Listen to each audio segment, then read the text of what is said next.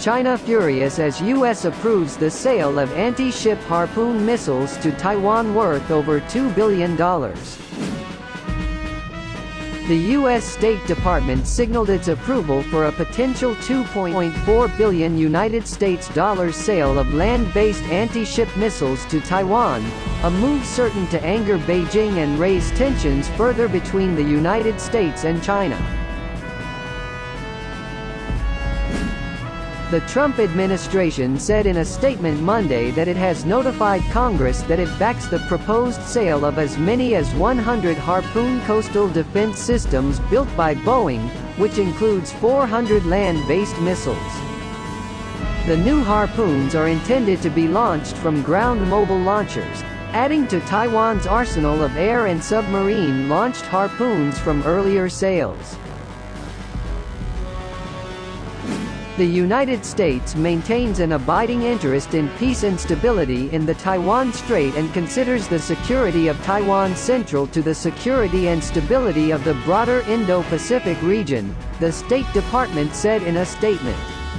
The move comes as already high tensions between the U.S. and China soar even higher. China said earlier that it would impose unspecified sanctions on Boeing's defense unit, Lockheed Martin and Raytheon Technologies after the U.S. State Department approved $1.8 billion United States dollars in arms sales to Taiwan last week and made a previous announcement of 66 new F-16 fighters.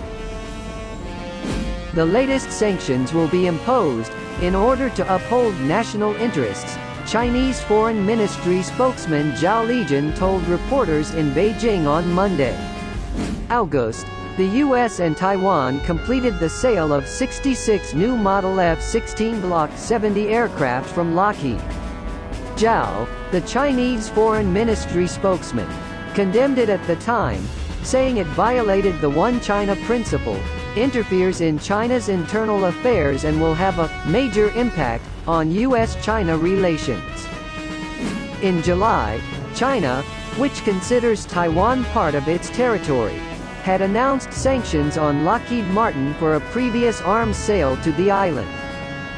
With barely a week to go before the U.S. presidential election, both President Donald Trump and Democrat Joe Biden have sought to portray themselves as the tougher candidate when it comes to China.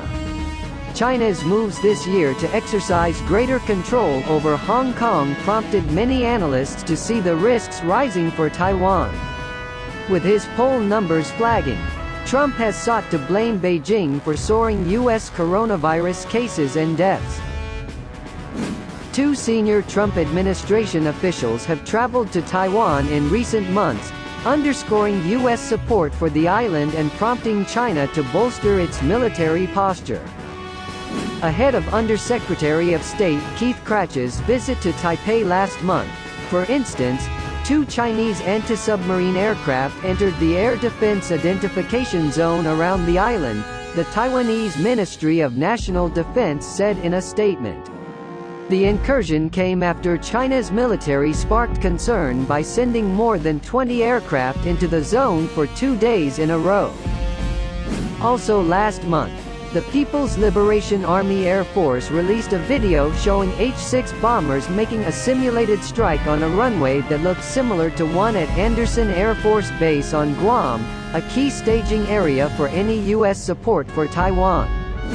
Meanwhile, China is to impose sanctions against American companies and individuals involved in Washington's latest arms sales to self-ruled Taiwan, its foreign ministry said on Monday. 3 companies, including a subsidiary of Boeing, as well as individuals and entities that played a bad role in the deal would be punished, Zhao Lijian, a spokesman for the Chinese Foreign Ministry, told a daily press conference on Monday. In order to safeguard national interests, China decided to impose sanctions on the American companies that were involved in arms sales to Taiwan, Zhao told a regular news briefing. The sanctions were announced days after the U.S. approved $1.8 billion United States dollars in arms sales to Taiwan, which Beijing regards as a breakaway province to be reunited by force if necessary.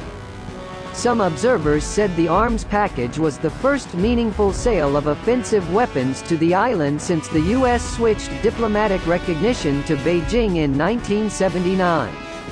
The deal includes 135 Boeing AGM-84H cruise missiles, which are capable of hitting targets in mainland China, as well as 11 Lockheed Martin M142 rocket launchers and surveillance and reconnaissance sensors from Raytheon Technologies, according to the U.S. Defense Security Cooperation Agency.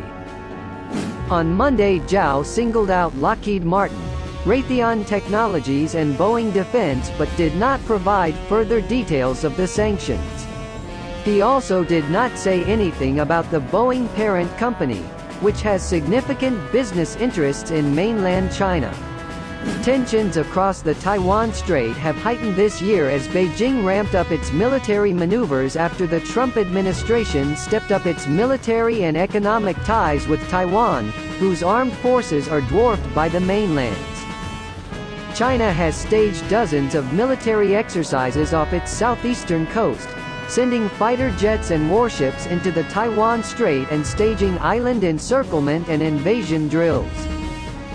Recently the PLA deployed its most advanced hypersonic missile, the DF-17, to missile bases on its southeastern coast. Beijing routinely denounces any arms sales to Taiwan and has already said it would sanction Lockheed Martin over its role in a $620 million US deal in July. However, the world's largest defense contractor does virtually no business with mainland China. Meanwhile, Beijing has stepped up its shipbuilding in the past decade, and aims to have 6 carrier battle groups operating by 2035, matching U.S. strength in the Pacific.